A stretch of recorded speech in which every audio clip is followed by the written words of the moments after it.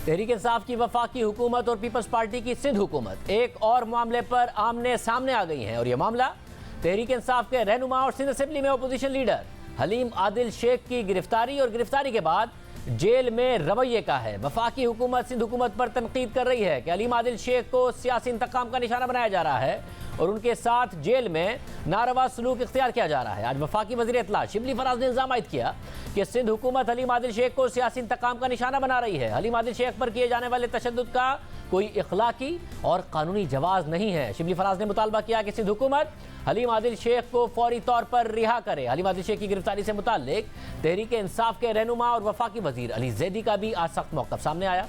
अली ज़ैदी ने ट्वीट किया कि इस मामले को वज़ीर आज़म के सामने उठाऊंगा। अब वक्त आ गया है कि IG सिंध, होम सेक्रेटरी और नाअहल चीफ सेक्रेटरी के खिलाफ एक्शन लिया जाए। वफाकी वज़ीर दाखिला शेख रशीद अहमद ने भी इस मामले का नोटिस ले लिया है और चीफ सेक्रेटरी से रिपोर्ट तलब कर ली है। जबकि इस हवाले से आज गवर्नर सिंध ने भी तनकीद की है। हलीम आदिल शेख ने जुमे के रोज़ इल्ज़ाम आयद किया कि दौरान हिरासत उनके कमरे में सांप छोड़ा गया और आज उनके अहले खाना और PTI रहनुमाओं ने इल्ज़ाम आयद किया कि पीपल्स पार्टी से ताल्लुक़ रखने वाले 50 कैदियों ने जेल में हलीम आदिल शेख को तशद्दुद का निशाना बनाया, जिस पर वजाहत जारी करते हुए जेल सुप्रिटेंडेंट ने बयान जारी दिया कि हलीम आदिल शेख जेल अमले के हमरा इंतजार गाह से गुजर रहे थे, जहां पर कुछ कैदियों ने नारेबाजी की। हलीम आदिल शेख को फौरन ही वापस ऑफिस मुंतकिल कर दिया गया। हलीम आदिल शेख को ना किसी ने हाथ लगाया और ना ही कोई थप्पड़ या पत्थर मारा। इस सारे वाक़े की CCTV फुटेज भी जारी कर दी गई है।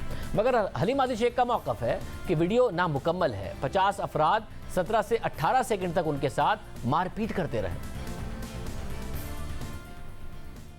जेल में क्या सिर्फ एक कैमरा है और एक पुलिस वाला लेके निकला है, तो वो जहां ये 17-18 सेकंड तक वो मारपीट करते रहे 50 लोग, उसकी वीडियो क्यों नहीं दे रहे हैं वो? और अगर कुछ नारेबाजी हुई तो पुलिस वाले अंदर से भागते हुए क्यों निकल रहे हैं? उसके बाद ये मुझे धक्का देते हुए वापसी में लेकर क्यों आ रहे हैं? मैं कहता हूँ शर्म आनी चाहिए इनको। असल ये 50 लोग क्रिमिनल्स इन्होंने मुझे मारवाने के लिए पीपल्स पार्टी ने वहाँ खड़े किए हुए थे। सिंध हुकूमत ने हलीम आदिल शेख और वफाकी हुकूमत के तमाम इल्ज़ामात को मुस्तरद कर दिया है। Opposition leader Sindh assembly Haleem Adil Sheikh को 16 फरवरी को कराची में ज़िमनी इलेक्शन के दौरान इलेक्शन कमीशन की शिकायत पर गिरफ्तार किया गया था। गुज़िश्ता रात हलीम आदिल शेख को उनकी दरख्वास्त पर कौमी इदारा बराए अमराज क़ल्ब मुंतकिल किया गया था और आज उन्हें जिन्ना अस्पताल मुंतकिल कर दिया गया है। हलीम आदिल शेख को 4 मुकदमात का सामना है, जिनमें से 2 पहले के हैं। 2 मुकदमात गुज़िश्ता हफ्ते कराची में ज़िमनी इलेक्शन के दौरान बनाए गए थे। इस हवाले से बात करने के लिए हमारे साथ मौजूद हैं सूबाई वज़ीर सईद गनी साहब। सईद गनी साहब, बहुत शुक्रिया। सईद गनी साहब, पीपल्स पार्टी तो फ़ख्र करती है कि हम पॉलिटिकल विक्टिमाइजेशन नहीं करते, फिर कहते हैं कि जी हमारे दौर में सियासी कैदी नहीं है, पॉलिटिकल विक्टिमाइजेशन के वैसे खिलाफ आप बात करते हैं। हलीम आदिल शेख साहब का गिरफ्तार होना, फिर उनका कहना कि उन पर तशद्दुद किया जा रहा है, उनके कमरे में सांप छोड़ा जा रहा है, क्या पीपल्स पार्टी अपनी वैल्यूज के अगेंस्ट जा रही है?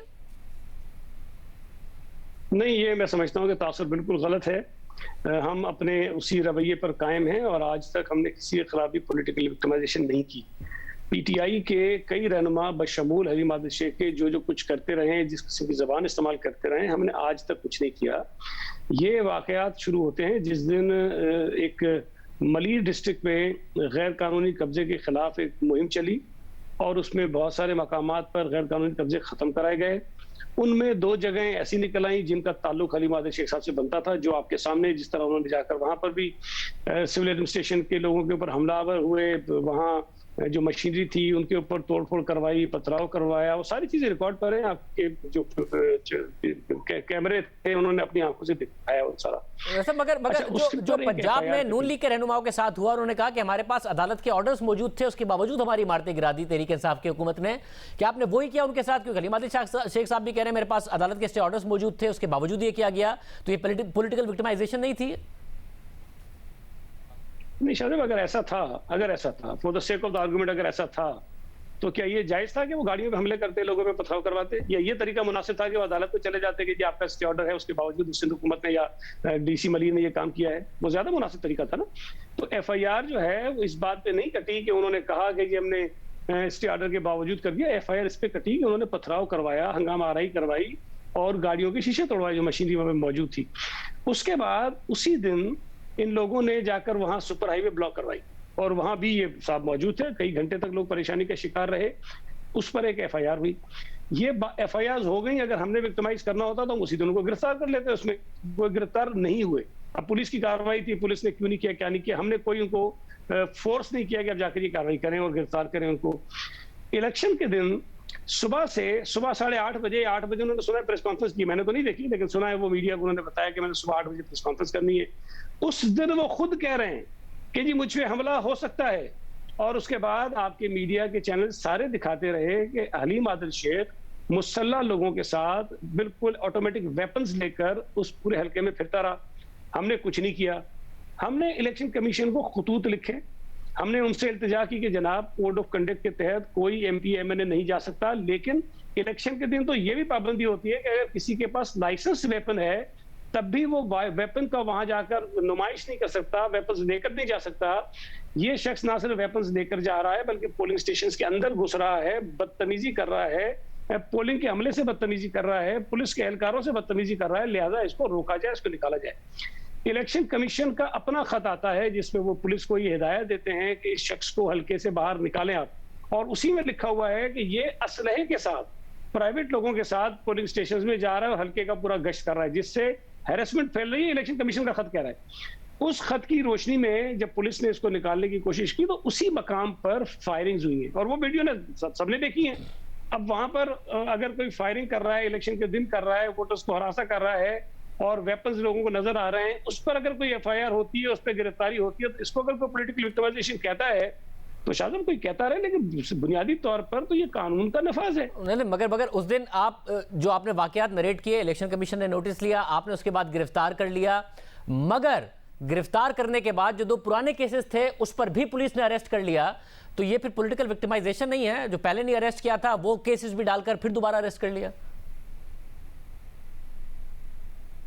शायद मेरा ख्याल है, देखें ये भी पॉलिटिकल विक्टिमाइजेशन इसलिए नहीं आता कि शायद उस वक्त ये लीडर ऑफ द ऑपोजिशन है, हम पकड़ेंगे तो इशू बनेगा, लेकिन अगर वो एक और केस में इस तरह से अरेस्ट हो जाते हैं तो और पुलिस के इल्म में है कि इसके ऊपर मजीद FIR हैं तो फिर उस पर गिरफ्तारी करना जो है वो लाजमी हो जाती है। वो कल को अगर अदालत में जाता है मुकदमा, वहाँ सामने आता है कि एक केस में गिरफ्तार हो गया तो दूसरे में आपने क्यों उसको अरेस्ट नहीं किया। मेरा ये ख्याल है कि अगर हमने सिर्फ उनको किसी एक ही केस में गिरफ्तार करवाना होता तो फिर शायद झूठे 10 केसेस बनवा के किसी में भी करवा सकते थे, लेकिन ये तीनों FIR जो मैं आपको बता रहा हूँ कि जब इंक्रोचमेंट का रिमूवल हुआ उस वक्त, सुपर हाईवे बंद हुआ उस वक्त, और इलेक्शन के दिन जो फायरिंग हुई उसमें, ये तीनों FIR के वाकयात की शहादतें मौजूद हैं कि उस दिन क्या क्या चीजें हुई हैं और किन दफात के तहत FIR कटी हैं। तो इसमें अगर कोई ये तासुर ले रहा है तो मैं समझता हूँ ये गलत है, इसमें कोई पॉलिटिकल विक्टिमाइजेशन नहीं है, इसमें प्योरली कानून की खिलाफ वर्जी हुई है, नजर आई है, इलेक्शन कमीशन ने एडमिट किया है, उस पर पुलिस ने कार्रवाई की है। अब उसमें अगर हुकूमत को जिम्मेदार ठहराया जाए तो ये बढ़ी जाती है। वैसे मगर फिर काबिल कबूल शफाफ तहकीकात कैसे हों, क्योंकि वफाकी हुकूमत तो इंदिया दे रही है, वफाकी वज़रा गवर्नर सिंध भी कि IG की तब्दीली का इंदिया दिया जा रहा है, इस हवाले से उन्होंने ख़त भी लिखा है तो कि विक्टिमाइज़ किया जा रहा है हलीम आदिल शेख साहब को। फिर ट्रांसपेरेंट कैसे हों तहकीकात जो काबिल कबूल हो? देखिए, मैं तो ये गुजारिश करूंगा कि पहले इस तमाम एपिसोड्स की जो 2-3 वाकयात हुए हैं इसकी तहकीकात कोई भी कर ले ना। ये अपनी मर्जी का कोई ऑफिसर दे दे कि भाई जो जमीन पर कब्जा इनका था कि नहीं था। मैं शाहजेब हर जगह सवाल करता हूं उनसे कि इससे सिर्फ एक सवाल पूछे कि भाई आपके जो फार्म हाउसेस बने हुए थे वो जमीन 30 साल लीज पे थी या 99 साल की लीज पे थी? काम किया, हमने जुल्म किया और हमने बड़ा इसके साथ नुकसान पहुंचाया, लेकिन अगर ये साबित हो गया वो 30 साल लीज है तो 30 साल लीज पे तो फार्म हाउस बन ही नहीं सकते, वो बनाना ही गलत है। तो अगर इस किस्म की चीजें हैं तो गवर्नर साहब को भी, वजीर आजम को भी, इन तमाम लोगों को देखना चाहिए कि हलीम आदिल शेख एक जाना पहचाना इस हवाले से जाना, मुझे नहीं पता और कितनी जमीनों पे कब्जे होंगे, लेकिन जाना जाता है कि ये कब्जा करता है जमीनों पे, ये नोन है, इसकी शौहरत इस तरह की है। लेकिन अगर उस शख्स के लिए ये पूरी सूबाई हुकूमत के साथ जो अगर नबरदाजमा हो जाएंगे, उस जंग में खड़े हो जाएंगे, वहां थ्रेट करना शुरू कर देंगे चीफ सेक्रेटरी को, IG को, दीगर ऐसे ऑफिसर्स को जो फेडरल गवर्नमेंट के मुलाजिम है, तो मैं समझता हूँ कि ये बड़ी ज्यादती, इस तरह निजाम चल नहीं सकता है। बहुत शुक्रिया सैयद साहब की गुफ्तगू आपने